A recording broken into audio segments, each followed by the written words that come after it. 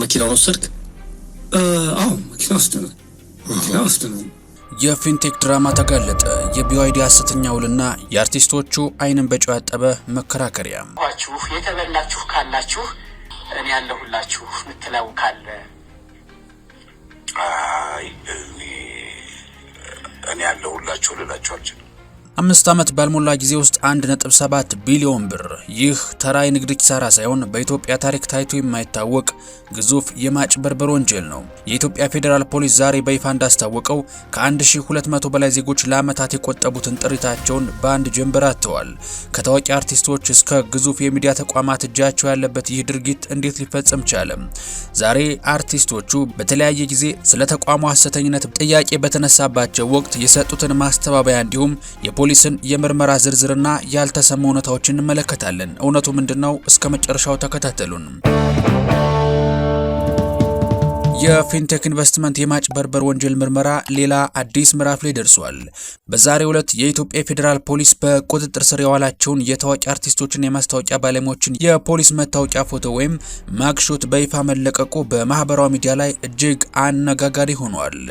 ለዓመታት በክብርና በታዋቂነት ስክሪን ላይ የምናውቃቸው እነዚህ ተወዳጅ ፊቶች ዛሬ በወንጀል ተጠርጣሪነት በፖሊስ መዝገብ ላይ ሰፍረው ማየት ለብዙዎች አስደንጋጭ ሆኖባቸዋል።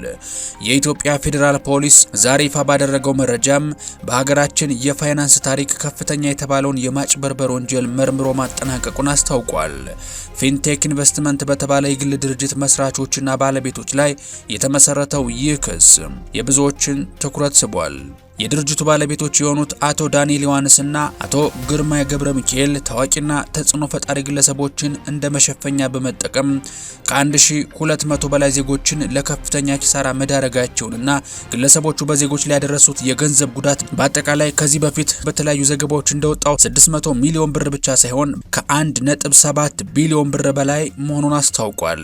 የፌዴራል ፖሊስ በተጠርጣሪዎቹ ላይ በ19 የተለያዩ ወንጀል አይነቶች ምርመራውን አጣርቶ ለአቃቢ ሕግ በመላኩም አሁን ላይ በይፋ ክስ ተመስርቶባቸዋል። ይህ ክስተት በታዋቂ ሰዎች ማስታወቂያ ብቻ ተገፋፍተው ኢንቨስት ማድረግ ምን ያህል አደገኛ ነው የሚል ትልቅ ጥያቄንም አስነስቷል። ኑ ትጠቀማላችሁ። ታዲያ ዛሬ ላይ ከሐሰተኛ ድርጅት ጋር በመተባበርና በከፍተኛ ማጭበርበር ተጠርጥረው በፖሊስ ቁጥጥር ስር ከዋሉት አርቲስቶች በተጨማሪም ጋዜጠኛ ሉላ ገዙና አርቲስት እፀ ሕይወት አበበም ለዚህ ድርጅት ብራንድ አምባሳደር ለመሆን ከተመለመሉት ውስጥ እንደነበሩና በኋላም ላይ ውላቸውን በገዛ ፈቃዳቸው ያቋረጡ እንስት አርቲስቶች ሆነው ተመዝግበዋል። ምን ሰዎች ነው የተደረገው? 2 ሴቶች ነበሩ። እነሱ ፈርስትሬት አድርገው ነው ቀድሞ የወጡት።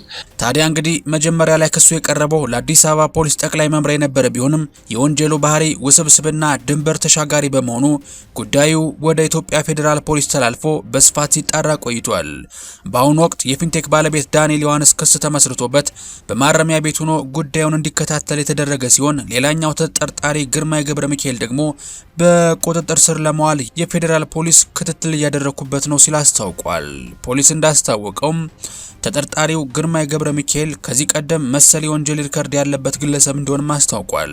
እንደ አውሮፓውያን አቆጣጠር በ2010 የደቡብ አፍሪካ የዓለም ዋንጫ ወቅት አስካሉካን በተባለ ድርጅት ስም ውድድሩን እንድትመለከቱ አደርጋለሁ በማለት በሚሊዮን የሚቆጠር ገንዘብ ከዜጎች አጭበርብሮ በመሰብሰብ ከሀገር መውጣቱ ይታወሳል። በወቅቱ የኢትዮጵያ ፌዴራል ፖሊስ ከኢንተርፖል ጋር በመተባበር ባደረገው ጠንካራ ክትትል ግለሰቡ ከተደበቀበት ሀገር ወደ ኢትዮጵያ ተመልሶ በሕግ አግባብ ተጠያቂ እንዲሆን ተደርጎ እንደነበርም የፌዴራል ፖሊስ ተናግሯል። የኢትዮጵያ ፌዴራል ፖሊስ በምርመራው እንዳረጋገጠው ተጠርጣሪዎቹ ዜጎችን ለማጭበርበር የተጠቀሙበት ዘዴ እጅግ አሳሳች ነበር ተብሏል። የዛሬ ተረካቢዎች እንኳን ደስ አላችሁ ላል ተጎጂዎች 950 ሺህ ብር ወይም የዋጋውን 50 በመቶ ቅድመ ክፍያ ከከፈሉ በ90 ቀናት ውስጥ የመኪና ባለቤት እንደሚሆኑ ቃል ተገብቶላቸው ነበር። ቀሪው 950 ሺህ ብር ደግሞ ያለምንም ወለድ በ5 ዓመታት ውስጥ የሚከፈል የባንክ ብድር እንደሚመቻችላቸው በመግለጽ ክፍያ እንዲፈጽሙ አድርገዋል። ተጠርጣሪዎቹ ህብረተሰቡን ይበልጥ ለማሳመንና ድርጅቱ እውነተኛ አስመጪ እንደሆነ ለማስመስከር የተለያዩ የማታለያ ዘዴዎችን ተጠቅመዋል። በመጀመሪያ ከጅቡቲ ካስገቧቸው 148 መኪኖች መኪኖች ውስጥ መቶዎቹን ለተወሰኑ ግለሰቦች በማከፋፈል የብዙዎችን እምነት ለማግኘት የሞከሩ ሲሆን ቀሪዎቹን 48 ዘመናዊ መኪኖች ግን መርጠው በድብቅ መሸጣቸውን ፖሊስ አረጋግጧል። በተጨማሪም ስለ መግባታቸው ምንም አይነት መረጃና ማስረጃ ሳይኖር ተጨማሪም 350 መኪኖችን ከውጭ እንዳስገቡ በማስመሰል ዜጎችን ሲያጭበረብሩ እንደነበር በምርመራው ተረጋግጧል። ፖሊስ ባደረገው ተጨማሪ ማጣራት ተጠርጣሪዎቹ በጅቡቲ ወደብ ላይ ምንም አይነት መኪና ሳይኖር 400 መኪኖች ወደብ ላይ ደርሰው ወደ ሀገር ለመግባት በሂደት ላይ እንዳሉ በማስመሰል ለተጎጂዎች የተሳሳተ መረጃ ሲሰጡ መቆየታቸውንም ተረጋግጧል። በእውነት እያየናቸው ነው፣ እየተጫኑ ነው መኪኖቹ። በተጨማሪም ድርጅቱ በመስቀል አደባባይ ከተለያዩ ቦታዎች መኪኖችን በውሰት በማሰባሰብ ተሽከርካሪዎቹ ከውጭ ያስገባቸው እንዲመስሉ በማድረግ ህዝብን ሲያሳስት እንደነበር ተደርሶበታል። ይባስ ብሎም የኤሌክትሪክ መኪና አምራች ከሆነው የቻይናው BYD ካምፓኒ ጋር ምንም አይነት የሥራ ግንኙነት ሳይኖራቸው ውል እንዳላቸው በማስመሰል የማጭበርበር ወንጀል ሲፈጽሙ እንደነበር ፖሊስ በምርመራ አረጋግጫለሁ ብሏል። ተጠርጣሪዎቹ በጅቡቲ ውስጥ አልፋቲዞ በሚል ስም ድርጅት በማቋቋም ከቻይናው የኤሌክትሪክ መኪና አምራች BYD ጋር አብሮ ከሚሰራ ሌላ ድርጅት ጋር ግንኙነት ፈጥረው ነበር። በዚህም መሰረት 10% ቅድመ ክፍያ ብቻ በመክፈል የመጀመሪያዎቹን 148 መኪኖች ወደ ሀገር ውስጥ ያስገቡ ሲሆን ተጨማሪ 188 መኪኖችንም በተመሳሳይ የ10% ክፍያ ተረክበዋል። ይሁን እንጂ እነዚህን መኪኖች ወደ ኢትዮጵያ ከማስገባት ይልቅ ጅቡቲ ላይ እንዲሸጡ ማድረጋቸውን ፖሊስ አረጋግጧል። በአጠቃላይ ለ336 መኪኖች የ10% ክፍያ ብቻ ለቻይናው ድርጅት በመክፈል ወስደው ቀሪውን 90% ክፍያ ሳይፈጽሙ መቅረታቸውን የምርመራ ውጤቱ ያመለክታል።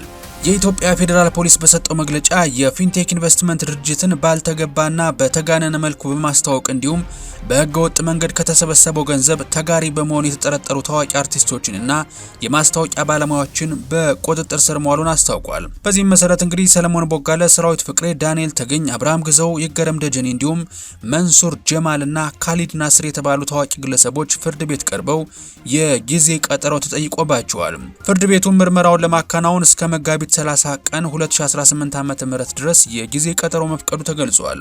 የኢትዮጵያ ፌዴራል ፖሊስ ባደረገው ምርመራ ተጠርጣሪ አርቲስቶችና የማስታወቂያ ባለሙያዎች በህብረተሰቡ ዘንድ ያላቸውን ተቀባይነት በመጠቀም ሆን ብለው የተጋነነና የሐሰት መረጃዎችን በማህበራዊ ሚዲያ ሲያሰራጩ እንደነበር አረጋግጧል። እነዚህ ግለሰቦች ዜጎች እንዲጭበረበሩ በማድረግ በህገወጥ መንገድ ከተገኘው ገንዘብ ተጋሪ በመሆን ለእያንዳንዳቸው በአሁኑ የገበያ ዋጋ 8 ሚሊዮን ብር የሚያወጣ BYD ሶንግ ፕላስ የተሰኘ የመኪና ስጦታ ተበርክቶላቸዋል። በዚህም በዜጎች ላይ ከ1.7 ቢሊዮን ብር በላይ ጉዳት በማድረስና በህገወጥ መንገድ የተገኘን ገንዘብ ህጋዊ አስመስሎ በማቅረብ አለያም መኒ ላውንደሪንግ ወንጀል መጠርጠራቸውን ፖሊስ ገልጾ ምርመራውን አጠናክሮ እንደሚቀጥል ማስታውቋል።